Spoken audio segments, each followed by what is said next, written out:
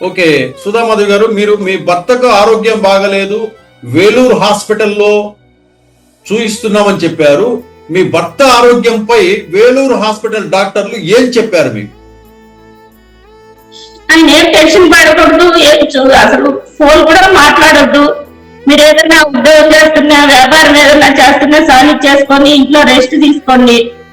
మీరు ఎంత సున్నితంగా ఉంటే షోకేస్ లో బొమ్మలా ఉండాలి. మీరు ఎట్లుంటే అంత అన్నేళ్ళు బాగుంటారు. లేదంటే మీరు ఇట్లా టెన్షన్ పడితే ఇట్లా చేస్తే మేమేం చెప్పలేము అని వాళ్ళు నన్ను కూడా తిట్టారు. వాళ్ళు ఏమమ్మా నువ్వేం చేస్తున్నావు, ఆయన చూసుకునేది లేదా మీరు అని చెప్పి వాళ్ళు నన్ను కూడా తిట్టారు సార్.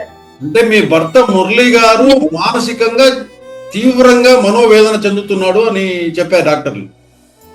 అట్లాగే ఈ టీడీపీ ఎమ్మెల్యే టికెట్ కోసము వేమన సతీష్కి ఇవ్వాలంటూ బయట అప్పులు తీసుకొచ్చిన 2 కోట్ల రూపాయలు ఏదైతే ఉందో ఆ అప్పులను మిమ్మల్ని అడగటం లేదా? అడుగుతున్నారు, వాళ్ళు అడుగుతున్నారు.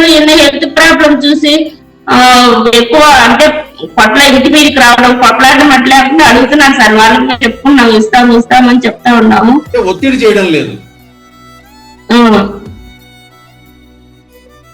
ఓకే, అంటే మీరు చివరిగా ఏం చెప్తారంటే మీ కుటుంబానికి, నీ భర్త మురళికి ఏదైనా జరిగితే దానికి ప్రధాన కారణం అంతా కూడా రాజంపేట టీడీపీ నేత వేమన సతీష్ అని మీరు చెప్తున్నారు, అంతేనా?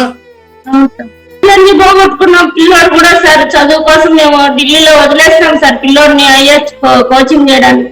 కనీసం పిల్లోడిని ఫీజు కట్టుకునే స్థితిలో కూడా లేదు సార్. మేము వాడిని కూడా ఫీజు కట్టుకోలేదు, ఇంటికి తెచ్చుకున్నాం సార్.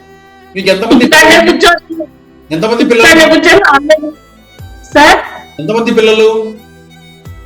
2 కూతుర్లు, 1 అబ్బాయి సార్. ఇప్పుడు వాళ్ళు చదువు కొనసాగుతుందా? ఫీజులకు వాటికి డబ్బులు ఎలా చేస్తున్నారు? అదే సార్, ఫీజు కట్టే స్తోమత లేక ఇంకా పిల్లలు కూడా చదువు చాలీ చేసినాం సార్. ఇంకా పిల్లలు ఇంటికాడ ఉండే ఆన్లైన్ క్లాసులు వింటా ఉన్నాడు సార్. ఢిల్లీలో చదివించున్నాము, ఇంకా ఫీజులు కట్టుకోలేక ఇంకా వచ్చేసినాడు సార్.